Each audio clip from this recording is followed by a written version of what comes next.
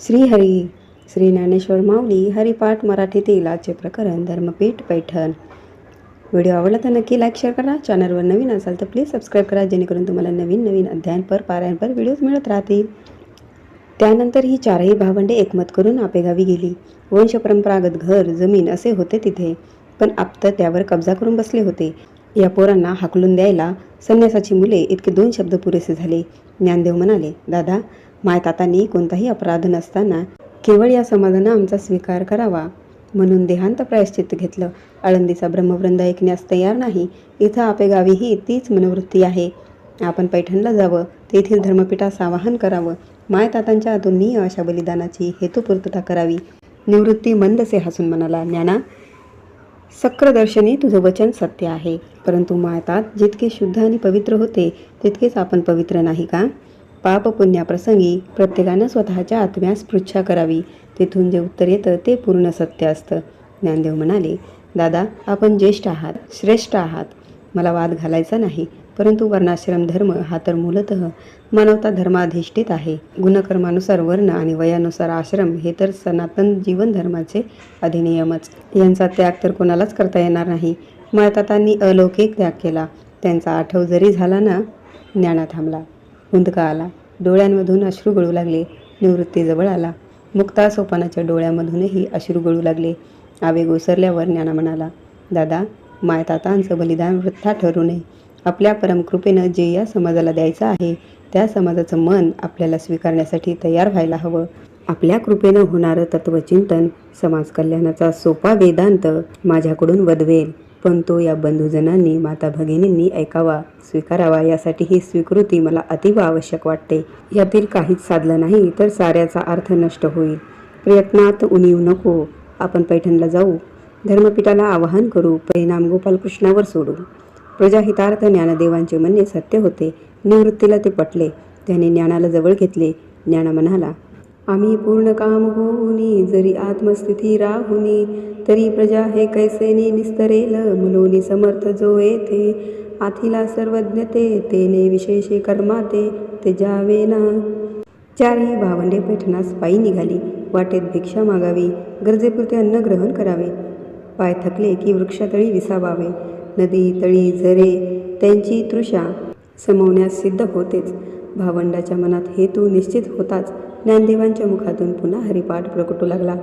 त्रिगुण सार निर्गुण हे सार, सारासार विचार हरिपाठ, सगुण निर्गुण गुणाचे अगुण, हरिविन मन व्यर्थ जाय, अव्यक्त निराकार नाही त्या आकार, जेथोनी चराचर हरिसी भजे, ज्ञानदेवा ध्यानी रामकृष्ण मनी, अनंत जन्मोनी पुण्य होय, भावे विन भक्ती, भक्ती विन मुक्ती, बळे विन शक्ती बोलू नये, कैसेनी देवत प्रसन्न त्वरित, उगार आहे निवांत शिनसी वाया, सायास करिसी प्रपंच दिननिसी, हरिसी न भजसी कवन्या गुणे, ज्ञानदेव मने हरी जप करणे, तुटेल धरणे प्रपंचाचे, हरी उच्चारणी अनंत पापरासी, जातील लयासी क्षण मात्रे, तृण अग्निमेळे समरस झाले, तैसे नामे केले जपता हरी, हरी उच्चारण मंत्र हा अगाध, पळे भूत बाधा भेन तेथे, ज्ञानदेव मने हरी माझा समर्थ, न करवे अर्थ उपनिषदा, नाम संकीर्तन वैष्णवाची जोडी, पापे अनंत कोणी केली त्यांची, अनंत जन्माचे तप एक नाम, सर्व मार्ग सुगम हरिपाठ, योग याग क्रिया धर्माधर्म माया, गेले ते विल या हरिपाठी, ज्ञानदेवी यज्ञ याग क्रिया धर्म, हरिविन नेम नाही दुजा, काळ वेळ नाम उच्चारिता नाही, दोन्ही पक्ष पाही उद्धरती, रामकृष्ण नाम सर्व दोषाहरण, जड जीवा तारण हरी एक, नाम हरी सार जीवा या नामाची, उपमा त्या देवाची कोण वाणी, ज्ञानदेवा सांग झाला हरिपाठ, पूर्वजा वैकुंठ मार्ग सोपा. निवृत्ती धन्य होऊन आपल्या शिष्योत्तमाची प्रतिभा अनुभवत होता. सोपान आणि मुक्ता तर ज्ञानामागून गात होते. गोदावरीचा तीर दिसला. तटावरील साऱ्यांना समृद्ध करणारी पवित्र सरिता गोदा. 4 भवंडांनी त्या तटिनीच्या जलाला स्पर्श करून तिला वंदन केले. तिच्यात स्नान केले. पैठण गावी विठ्ठलपंतांचे मामा कृष्णाजी पंत देवकुळे राहत असत. त्यांचे घर शोधत ही भावंडे गेली. देवकुळे मामी वाड्याच्या दारात उभ्या होत्या. त्यांनी या गोजीरवाण्या थकल्या भागल्या मुलांना पाहिले. मायेने विचारले, कोण रे बाळांनो?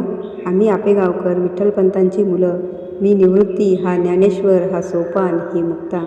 मामी मटकन खाली बसल्या. हुंदके देऊन रडू लागल्या. कृष्णाजी पंत बाहेर आले. त्यांनी विचारले, कोण ही मुलं? काय झालं तुम्हाला अश्रू ढाळायला? अहो, ही विठ्ठलाची मुलं. बघा कशी गोड गुंडस आहेत. मामी डोळे पुसत म्हणाल्या. मामांच्या भ्रुकुटी उंचावल्या. आळंदीहून कसे आलात? पायी चालत. निवृत्ती म्हणाला. बाई ग, केवढा दूरचा प्रवास. या बाबांनो, आत या, बसा. मामी म्हणाल्या. तुम्ही जरा थांबा हो. काय पैठणास येण्याचे कारण काय? मामांनी विचारलं. ज्ञाना सांगू लागला. मायतातांनी देहांत प्रायश्चित्त घेतलं, परंतु तदनंतरही आळंदी आपेगावकरांनी आमचा स्वीकार केला नाही. पैठण हे मोठं धर्मपीठ.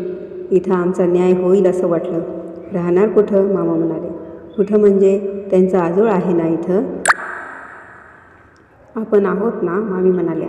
तर यांच्यावरचं ग्रामण्य अजून गेलेलं नाही. त्यांना इथं ठेवताना आपलाही विचार करायला हवा. मनात आलं, घेतलं ठेवून. इतकं सोपं नाही, मामा म्हणाले. आजोबा आजी आपली भेट झाली, यातच संतोष आहे. आमच्यामुळं आपल्याला क्लेश व्हावेत हे बरं नाही. विशाल गोदातीर आहे, भिक्षेची झोळी आहेच, येतो आम्ही, असं म्हणून ज्ञाना आणि भावंडे वळू लागली. पण मामीने मात्र थांबवले. कुठंही नाही जायचं रे बाळांनो. ही मामी आजी समर्थ आहे. खूप मोठा वाडा आहे. बाजूच्या खोलीत राहा. नवऱ्याकडे बघत मामी म्हणाली. तुमच्या सोवळ्याला धक्काही लागणार नाही. स्वयंपाकघर देवघर यांच्या मसलतीचा दिवाणखाना जायचं नाही रे तिथं बाळांनो. विटाळ होईल मोठा. जळला मेला विटाळ. नष्ट पापिष्ट चालतील, पण ही निर्मळ पोरं नाहीत हो चालणार. मुलखा वेगळा धर्म आणि शास्त्र. चला रे आत या. आजीने बाजूच्या खोलीत घोंगडी अंथरली. सगळ्यांना खाऊ दिला, पाणी दिले. 4ही जण भारावून गेले.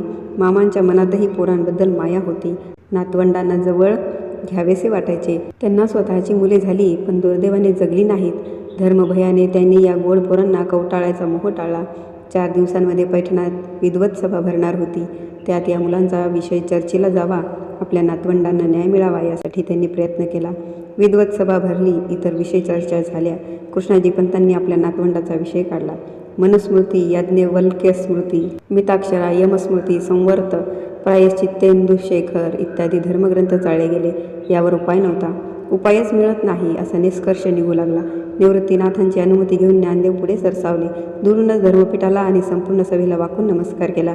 मी माझ्या सद्गुरूंचा आणि साऱ्या सन्माननीय विद्वानांच्या अनुमतीनं निवेदन करू इच्छितो. माझ्या तातांनी विवाहोत्तर संन्यास घेतला आणि पुन्हा गुरुआज्ञेनं गृहस्थाश्रमी प्रवेश केला. यात त्यांनी केलेल्या पातकाचं क्षालन त्यांचे सद्गुरू श्री रामानंद स्वामी यांनी केलं होतं. त्यांच्या आज्ञेनुसार त्यांनी 3 कृच्छे, 3 चांद्रायणी आणि जातक कर्म आदी संस्कार असं प्रायश्चित्त घेतलं होतं. परंतु आळंदीच्या धर्मपीठानं ते प्रायश्चित्त अमान्य केलं. तातांना देहांत प्रायश्चित्त सांगितलं, पण आम्हा मुलांना समाजात सामावून घेणार की नाही याचा निर्णय दिला नाही. तातांनी मातेनं देहांत प्रायश्चित्त घेतलं. आम्हा मुलांसाठी, केवळ आमच्यासाठी. ज्ञानदेवांच्या आवाजात विलक्षण थरथर आली.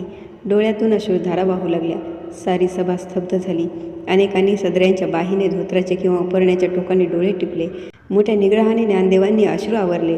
तात म्हणायचे, धर्म मानवाच्या कल्याणार्थ असतो. करुणा हा धर्माचा आत्मा आहे. तो पशुपक्षी, किडामुंगी सर्वत्र भरून राहिला आहे. त्यांनी आणि मातेनं केवळ आम्हा मुलांसाठी जीवनयात्रा संपवली. त्यांना जे सोसावं लागलं, जे भोगावं लागलं, ते आम्हाला भोगावयास लागू नये म्हणूनच केवळ त्यांनी आत्मबलिदान केलं. परंतु त्यांनी देहांत प्रायश्चित्त घेऊनही आळंदीमधील भूदेवांनी आम्हाला स्वीकारलं नाही. आम्हाला उपनयन संस्कारासाठी अनुमती दिली नाही. मग आम्ही आपेगावी गेलो. तिथं आमचं वाडवडिलोपार्जित घर, जमीन पण आपतांनीच दूर ढकलून दिलं. स्पर्शाचाही विटाळ मानला.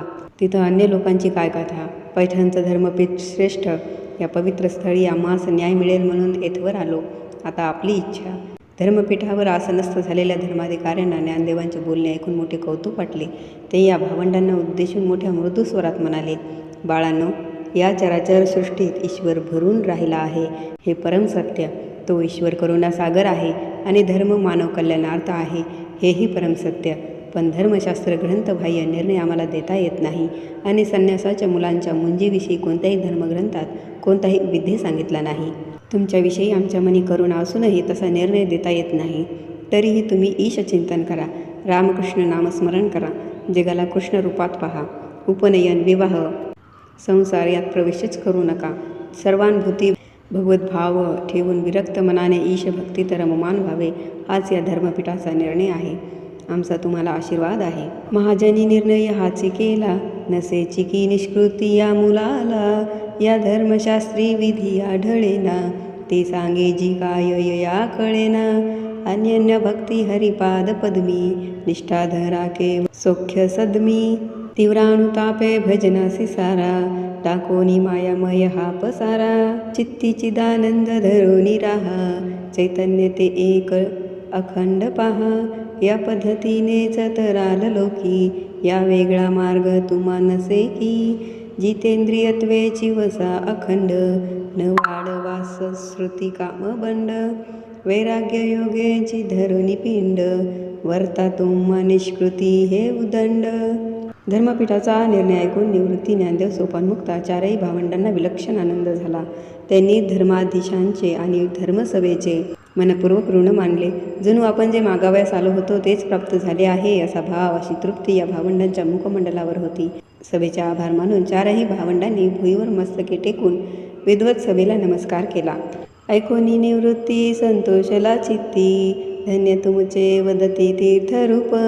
ज्ञानदेव मने सांगाल ते मान्य, मुक्ताई सोपान आनंदली.